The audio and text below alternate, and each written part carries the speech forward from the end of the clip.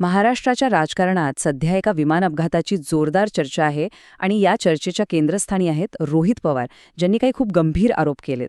तर आज आपण समजून घेऊया काय आहेत हे दावे आणि न्यायासाठीचा त्यांचा हा लढा नेमका आहे तरी काय.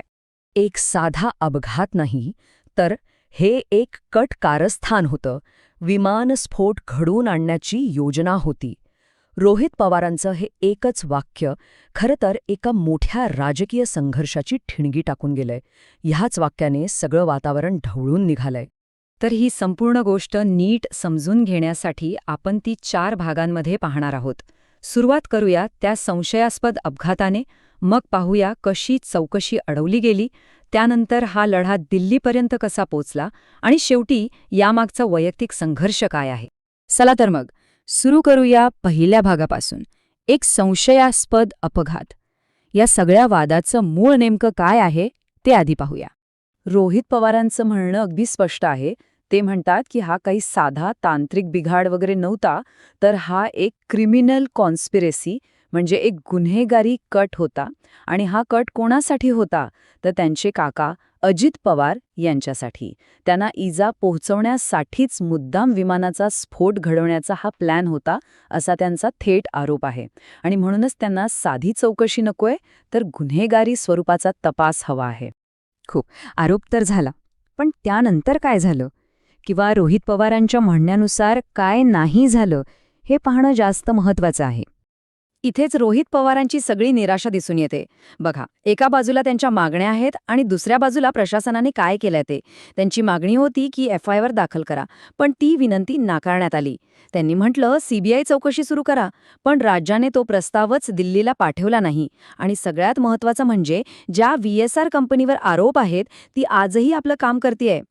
त्यांच्या मते हे अडथळे काही साधेसुधे नाहीत. म्हणजे पोलिसांनी FIRच घेतला नाही, विधानसभेत या विषयावर चर्चाच होऊ दिली नाही.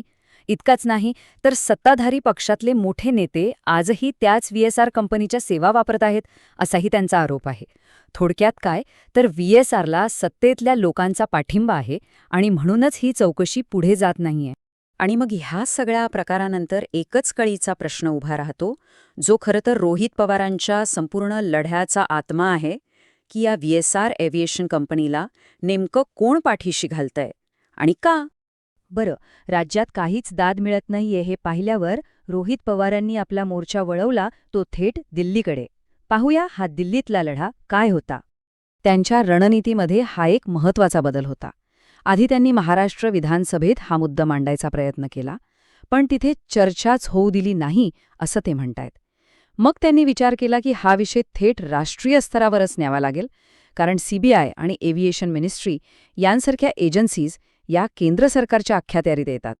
आणि मग राज्यातली ही कोंडी फोडण्यासाठी ते दिल्लीत पोहोचले आणि त्याने राहुल गांधी, मल्लिकार्जुन खरगे इतकंच नाही तर समाजवादी पार्टी आणि तृणमूल काँग्रेसच्या नेत्यांचीही भेट घेतली. उद्देश एकच होता की हा मुद्दा संसदेत उचलला जावा, जेणेकरून सरकारवर दबाव वाढेल.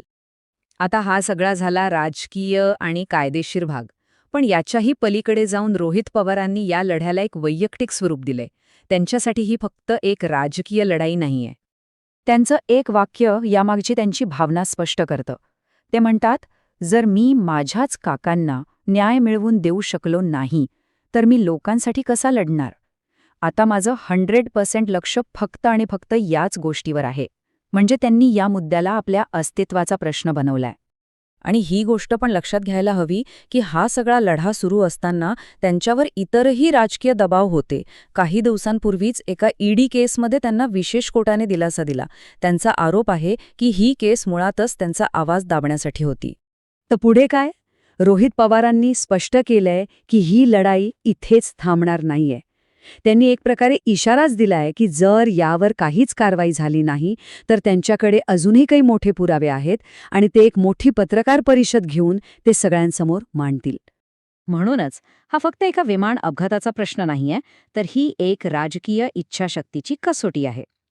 आणि शेवटी एकच प्रश्न उरतो, आपल्या कुटुंबासाठी सुरू झालेली रोहित पवारांची ही वैयक्तिक लढाई महाराष्ट्राच्या राजकारणात काही बदल घडवून आणेल का, की मग या अपघातामागील सत्य कायमचं गुलदस्त्यातच राहील.